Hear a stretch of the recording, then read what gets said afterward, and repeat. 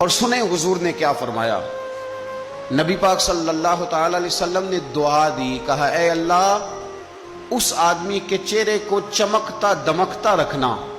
کیا دعا ہے، اور دی اس محبوب نے ہے کہ جو جب دعا کرتے تھے تو اعلیٰ حضرت بریلوی فرماتے ہیں قبولیت نیچے آ جایا کرتی۔ حضور نے دعا دی، کہا اے اللہ اس آدمی کے چہرے کو چمکتا دمکتا رکھنا جو میری حدیثیں یاد کرتا ہے اور پھر آگے بیان کرتا ہے۔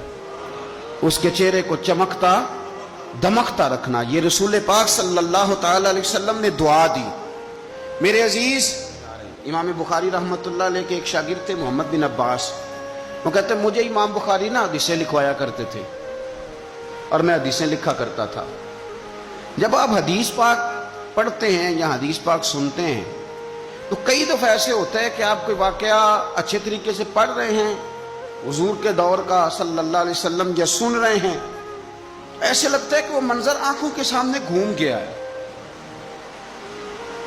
تو امام بخاری رحمۃ اللہ تعالی علیہ اپنے شاگرد کو حدیثیں لکھوا رہے تھے تو ایک خاص حدیث پاک کے لحاظ سے آپ نے فلسفہ بیان کیا۔ انہیں چونکہ حدیث پاک کے مشن سے پیار بڑا تھا امام بخاری کو، فرماتے ہیں 500 دینار میری ماہانہ آمدن ہے، میں ساری نبی پاک کے دین کے طالب علموں پہ خرچ کر دیتا ہوں۔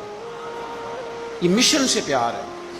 تو امام بخاری رحمۃ اللہ تعالی علیہ کے شاگرد محمد بن عباس فرماتے ہیں میں حدیثیں لکھ رہا تھا تو انسان تھک جاتا ہے، کہتے میں لکھتے لکھتے امام صاحب چونکہ لکھواتے جا رہے تھے تو میں تھک گیا۔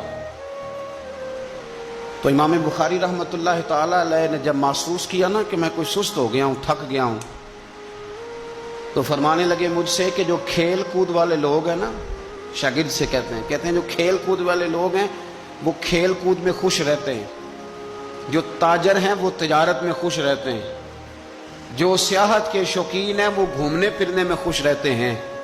فرمایا تو کتنا خوش نصیب ہے کہ جب سے تو بیٹھا ہے یا نبی پاک علیہ السلام کے ساتھ بیٹھا ہوا ہے یا حضور کے صحابہ کے ساتھ بیٹھا ہوا ہے۔ وہ یا نبی پاک کی حدیثیں لکھنا، حدیثیں جمع کرنا، حدیثیں بیان کرنا، حدیث کے ساتھ تعلق رکھنا، اس کا معنی یہ ہے کہ آپ نے نبی پاک کی صحبت اختیار کی ہوئی، آپ نے حضور کے صحابہ کی صحبت اختیار کی ہوئی۔